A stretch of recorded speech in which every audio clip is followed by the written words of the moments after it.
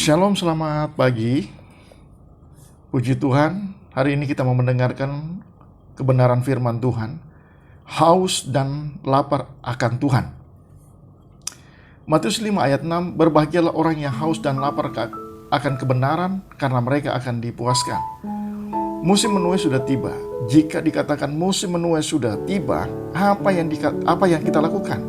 Kita harus mempersiapkan diri untuk dipakai oleh Tuhan di dalam masa penuaian itu. Prinsip pertama agar perkenanan Tuhan turun atas hidup kita adalah haus dan lapar akan Tuhan. Haus dan lapar akan Tuhan dapat digambarkan seperti tubuh jasmani yang haus dan membutuhkan air, serta kondisi lapar yang membutuhkan asupan makanan. Bagaimana kita dapat terus memiliki rasa haus dan lapar akan Tuhan? Yang pertama, senantiasa membutuhkan Tuhan dalam segala aspek kehidupan. Mazmur 12 ayat 1 dan 2, pertolonganku ialah dari Tuhan yang menjadikan langit dan bumi. Tuhan adalah sumber dari segalanya. Ia menciptakan dunianya beserta segala isinya. Manusia diciptakan Tuhan berbeda dengan ciptaan Tuhan yang lain. Manusia diciptakan segambar dan serupa dengan Tuhan, yang memiliki kehendak, pikiran, dan perasaan. Diciptakan seperti itu agar manusia dapat bergaul dengan Tuhan karena ia senang bersekutu dengan umatnya.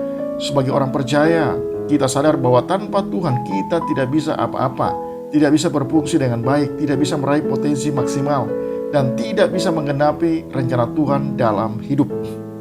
Yang kedua, memiliki kerinduan untuk mengenal Tuhan lebih lagi. Filipi 3 ayat 10-12, yang kukendaki ialah mengenal Dia dan kuasa kebangkitannya dan persekutuan dalam penderitaannya, di mana aku menjadi serupa dengan Dia dalam kematiannya, supaya aku akhirnya beroleh kebangkitan di antara orang mati. Bukan seolah-olah aku telah memperoleh hal ini atau telah sempurna, melainkan aku mengejarnya. Kalau aku dapat juga menangkapnya, karena aku pun telah ditangkapnya oleh Kristus Yesus. Belajar dari Rasul Paulus yang meskipun ia seorang Farisi yang ahli dalam hukum Taurat, namun sejak perjumpaannya dengan Tuhan Yesus, ia tidak memiliki rasa puas dan ingin mengenal Tuhan lebih dalam lagi. Mengenal Tuhan adalah mengetahui lebih dalam pribadi Tuhan yang tidak berubah, yang tidak terbatas dalam pengetahuan, bijaksana, kebaikan, kemurahan, dan kebenaran dan kekudusannya.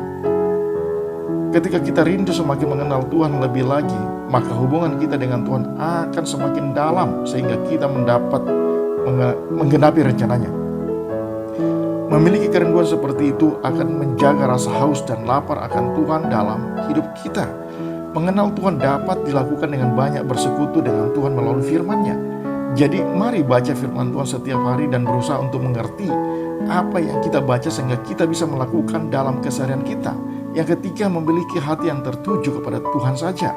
Filipi 3 ayat 13-14, saudara-saudara, aku sendiri tidak menganggap bahwa aku telah menangkapnya, tapi ini yang kulakukan, aku melupakan apa yang telah di belakangku dan mengarahkan diri kepada apa yang ada di hadapanku, dan berlari-lari kepada tujuan untuk memperoleh hadiah, yaitu panggilan sorgawi dari Allah dalam Kristus Yesus.